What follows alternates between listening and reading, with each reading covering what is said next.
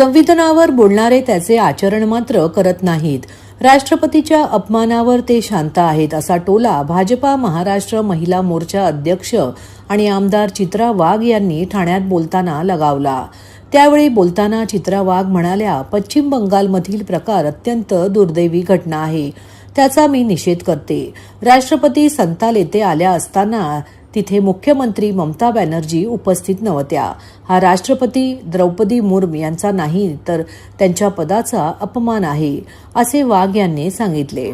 रविवारी 8 मार्चला ठाणे भारतीय जनता पार्टी महिला मोर्चातर्फे महिला दिनानिमित्त महिला सुरक्षा आणि महिला कायदे याविषयी मार्गदर्शन कार्यक्रम वर्तकनगर येथील भाजपा कार्यालयात आयोजित करण्यात आला होता.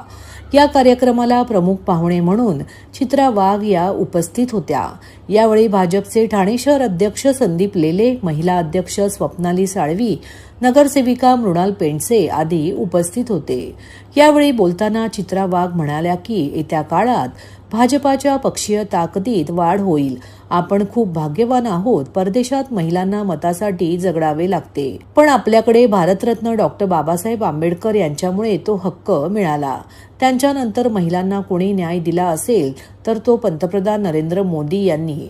आज विधानसभा आणि विधान परिषदेत इतर पक्षापेक्षा भाजपाची महिला आमदारांची संख्या अधिक आहे, असे वाघ यांनी सांगितले. सरकारी किंवा निमसरकारी क्षेत्रात महिलांना नोकरी जाण्याचा धोका कमी असतो, पण खासगी क्षेत्रात हा धोका अधिक असतो. खासगी क्षेत्रात 90% महिला काम करतात. त्या तिथे पॉश ॲक्टची अंमलबजावणी होणार आहे. हा अत्यंत महत्त्वाचा कायदा आहे, असे त्यांनी सांगितले. आज पंचायत ते लोकसभेपर्यंत महिलांचे खच्चीकरण सुरू आहे. त्यांना त्रास दिला जातो. स्वपक्षातील तसेच विरोधकांमधील पुरुषांकडून महिलांचे खच्चीकरण केले जाते. महिलेच्या कामावर बोला, पण तिच्या कुटुंबावर, त्यांच्या वैयक्तिक आयुष्यावर बोलू नका, असे आवाहन यावेळी चित्रा वाघ यांनी केले. अशा विकृत मानसिकतेच्या व्यक्तींवर अजामीनपात्र गुन्हा दाखल करण्याचा कायदा असावा, असे चित्रा वाघ यांनी सांगितले. आज भारतीय जनता पार्टी महिला मोर्चा ठाणे शहर जिल्ह्याच्या वतीनं महिलांना पॉश कायद्याची माहिती होण्यासाठी तसेच त्यांच्या संरक्षणासाठी सुरक्षेसाठी असलेले विविध जे कायदे आहेत त्याचं प्रशिक्षण वर्ग ठेवण्यात आलेले आहे. आणि या ठिकाणी ॲडव्होकेट अपूर्वा जोशी आलेल्या आहेत, ज्या या क्षेत्रात काम करतात. त्याचबरोबरीने इथले पोलीस अधिकारी आलेले आहेत, जे महिलांना याबद्दलचं मार्गदर्शन करणार. काही राष्ट्रपती द्रौपदी मुर्मू यांचा पश्चिम बंगालमध्ये ज्या प्रकारे अपमान झाला आहे, ममता बॅनर्जी त्या कार्यक्रमालाच उपस्थित नव्हत्या, मुख्यमंत्री आहेत, त्याही एक महिला आहे. मला काय होतं त्याबाबत तुम्ही काय सांगा? अतिशय दुर्दैवपूर्ण अशी ही घटना आहे. याचा पहिल्यांदा तर मी निषेधच करेन. खरं तर संविधानावरती मोठमोठी भाषणं करणारी लोक संविधानामध्ये जे काही नमूद केलंय त्याचा मात्र त्या ठिकाणी आचरण करताना दिसत नाही. राष्ट्रपती महामहिम राष्ट्रपतींचे जे कार्यक्रम आहेत ते काही एका दिवसामध्ये ठरत नाहीत. महिना 2-2 महिन्यापूर्वी हे कार्यक्रम ठरलेले असतात. आणि संथाल या ठिकाणी त्या आलेल्या असताना ना त्या ठिकाणी मुख्यमंत्री उपस्थित होत्या, ना त्या ठिकाणी त्यांना प्रोटोकॉल देण्यात आला. हा जो अनादर आहे हा राष्ट्रपती महामहिम द्रौपदी मुर्मूंचा नाही तर त्यांच्या पदाचा आहे. आणि त्यामुळे फक्त संविधानावरती भाषण करून जमणार नाही.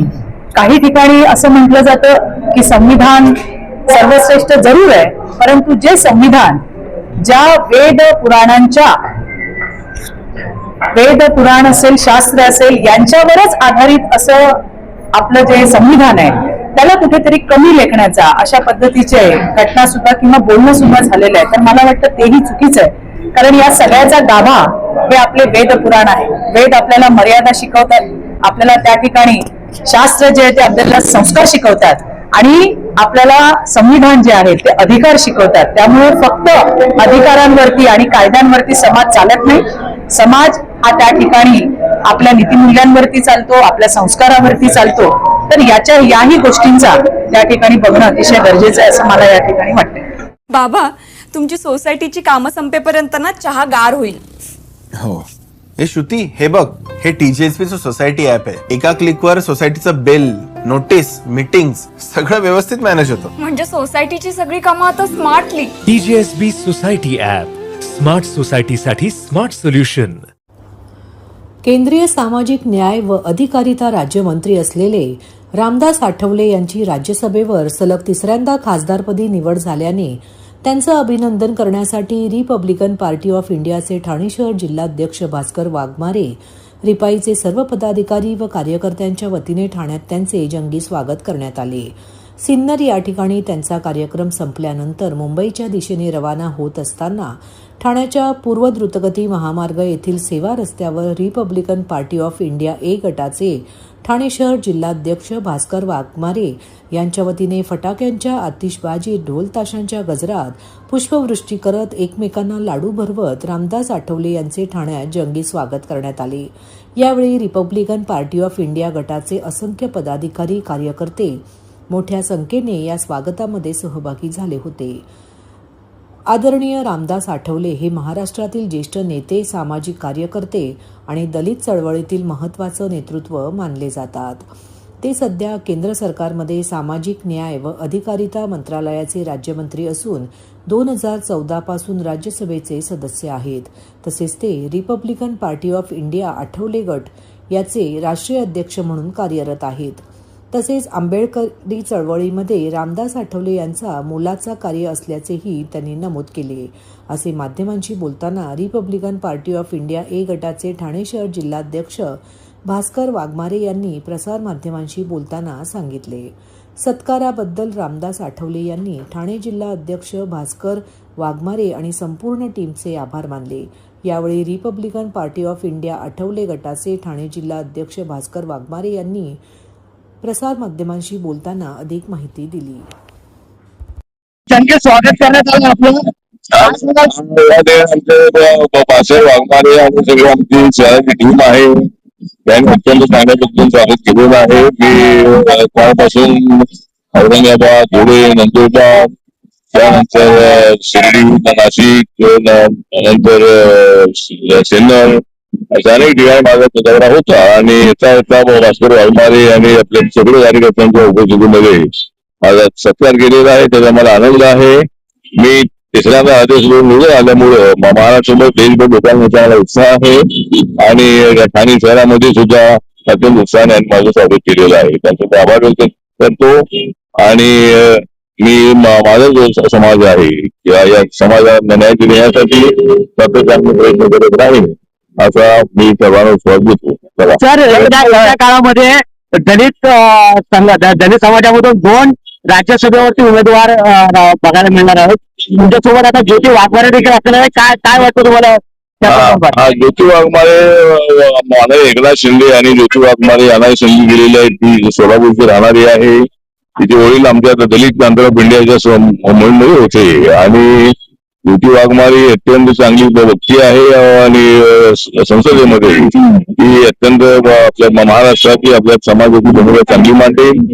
आणि यावेळेला 2 दलित आहेत, नंतर एक आदिवासी आहे, एक ओबीसी आहे, एक मराठा आहे. अशा पद्धतीनं अनेक जातीच्या धर्माच्या लोकांना यावेळेला संधी मिळालेली आहे आणि माननीय नरेंद्र मोदी यांनी अत्यंत चांगल्या पद्धतीनं महाराष्ट्राला न्याय केलेला आहे आणि आम्ही सर्वजण या पद्धतीने काम करत राहणार आहोत.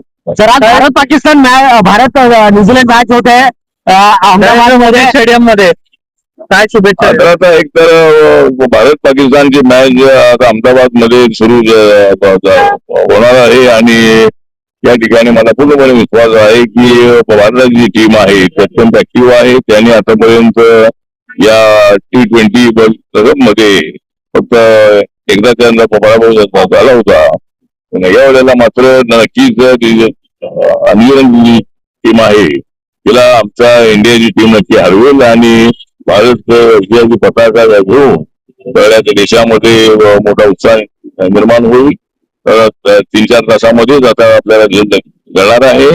इंडिया जिंकेल असा मला पूर्णपणे विश्वास आहे. नागरिकांना आवाहन करण्यात येत आहे की सध्या डासांमार्फत पसरणाऱ्या डेंग्यू या आजाराचा प्रसार रोखण्यासाठी प्रत्येकाने पुढील प्रमाणे कार्यवाही करावी.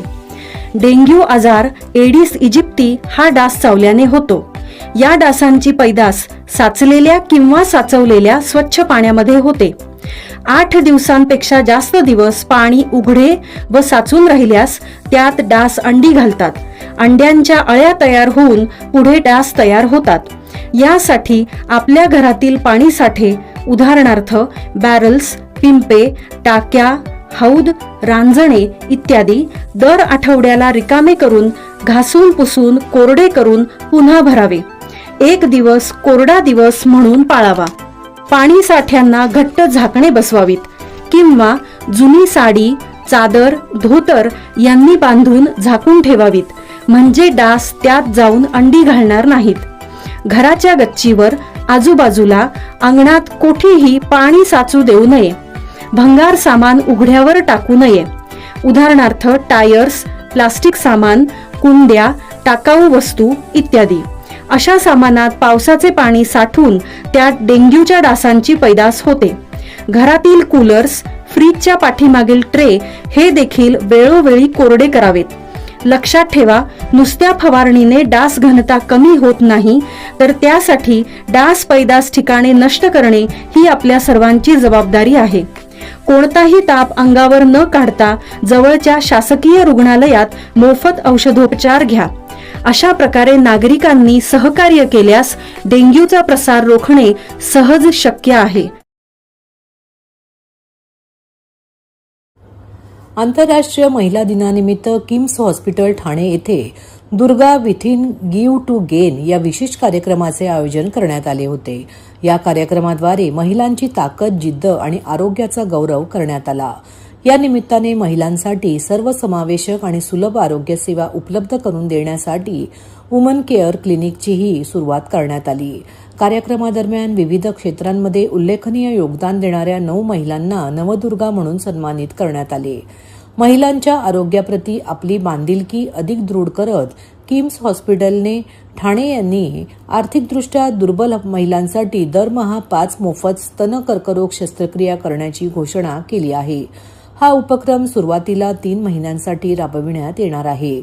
आर्थिक अडचणीमुळे उपचार उशिरा घेणाऱ्या आणि उपचार टाळणाऱ्या महिलांना मदत करण्याचा या कार्यक्रमाचा उद्देश आहे. या उपक्रमाला कर्करोग रुग्णांसोबतच काम करणाऱ्या 2 स्वयंसेवी संस्था वी केअर फाउंडेशन आणि मदत चॅरिटेबल ट्रस्ट यांचे सहकार्य लाभले आहे. कर्करोग उपचारातील एक मोठे आव्हान म्हणजे उशिरा निदान होणे. भारतात अनेक प्रकरणांमध्ये रोगाचे निदान उन्नत टप्प्यात होते. अभ्यासानुसार भारतात सुमारे 57% स्तन कर्करोग, 60% गर्भाशयमुख कर्करोग आणि सुमारे 66% डोके व मानेच्या कर्करोगाचे रुग्ण स्थानिक प्रगत अवस्थेत निदान होतात. उशिरा निदान झाल्यास रुग्णांच्या जगण्याची शक्यता कमी होते. तसेच उपचार अधिक गुंतागुंतीचे आणि खर्चिक होतात. त्यामुळे जनजागृती, नियमित तपासणी आणि वेळेवर वैद्यकीय हस्तक्षेपाची गरज अधोरेखित होते. ही गरज लक्षात घेऊन वुमन केअर क्लिनिकमध्ये स्त्रीरोग तज्ज्ञ, ऑर्थोपेडिक तज्ज्ञ, एंडोक्रायनोलॉजिस्ट, स्तन आणि गर्भाशयमुख कर्करोग तज्ज्ञ, रुमॅटॉलॉजिस्ट, त्वचारोगतज्ञ आणि क्लिनिकल सायकोलॉजिस्ट यांचा समावेश असलेली बहुविषयक तज्ज्ञांची टीम एकत्रितपणे सेवा देणार आहे. यामुळे सर्व वयोगटातील महिलांना व्यापक आणि समन्वित आरोग्य सेवा मिळू शकतील. Doctor Anil Hirur, director oncological science, KIMS hospital Thane यांनी सांगितले की स्तन कर्करोग हा महिलांमध्ये सर्वाधिक आढळणाऱ्या कर्करोगांपैकी एक आहे आणि लवकर निदान झाल्यास उपचाराचे परिणाम लक्षणीयरित्या सुधारतात. प्रारंभिक टप्प्यात निदान झाल्यास जगण्याची शक्यता 90% पेक्षा अधिक असू शकते. आर्थिक अडचणीमुळे कोणतीही महिला जीवनरक्षक उपचारापासून वंचित राहू नये हा आमचा प्रयत्न आहे. या आंतरराष्ट्रीय नारी दिवसाच्या निमित्ताने आपण किम्स हॉस्पिटलमध्ये एक किम्स सखी नावाचं एक विमेन्स क्लिनिक चालू केलेलं आहे. ते केवळ कॅन्सरसाठी नाही तर पूर्णपणे स्त्रियांचे जे काही रोग, नुसते रोग नाहीत तर प्रॉब्लेम्स आहेत, अगदी प्युबर्टीपासनं ते मेनोपॉज पर्यंत, तर त्यासाठी हे क्लिनिक चालू केलं आहे. त्या अंतर्गत ब्रेस्ट कॅन्सर संबंधी एक विशेष उपक्रम आम्ही चालू केलेला आहे. त्या विशेष उपक्रमाबद्दल माझे सहकारी जे आहेत डॉक्टर वाणी परमार, त्या ज्या ब्रेस्टच्या विभागाला हेड करतात, त्या आपल्याला सांगतील. ह्या अंतर्गत आपण काही मोफत सर्जरीज करणार आहोत आणि त्यांचं डिटेल डॉक्टर वाणी परमार आपल्याला देतील. तुम्ही काहीतरी सर्जरी फ्री करणार आहात महिलांसाठी, काय सांगता? सो बेसिकली ह्या आम्ही विचार केला की नुसतंच आपण ज्या समाजातल्या विशिष्ट वर्गाला हॉस्पिटल्स मध्ये अफोर्ड होत नाही आणि जर त्यांना गव्हर्नमेंटमध्ये गेलं तर खूप चक्रा माराव्या लागतात आणि त्याच्यामुळे त्यांची ट्रीटमेंट होत नाही. तर ह्या विभागाला आपण काही मदत करू शकू का, ह्या प्रश्नाचं उत्तर देत आम्ही हा उपक्रम चालू केलेला आहे. तर ब्रेस्ट कॅन्सरसाठी मॅस्टेक्टमी ही जी सर्जरी लागते ती आपण इथे कम्प्लिटली फ्री करणार आहोत. 5 जे डिझर्विंग रुग्ण आहेत त्यांच्यासाठी आपण हे करणार आहोत आणि हा उपक्रम पुढचे राबवला जाईल दर महिन्याला 5 असं आपण करत राहणार आहोत एक पुढच्या 6 महिन्यापर्यंत. आणि असा पायलट प्रोग्राम आम्ही चालू केला आहे आणि त्याच्यानुसार आम्ही जर वाढवता आला तर आपण तो वाढवण्याचा प्रयत्न करणार आहोत.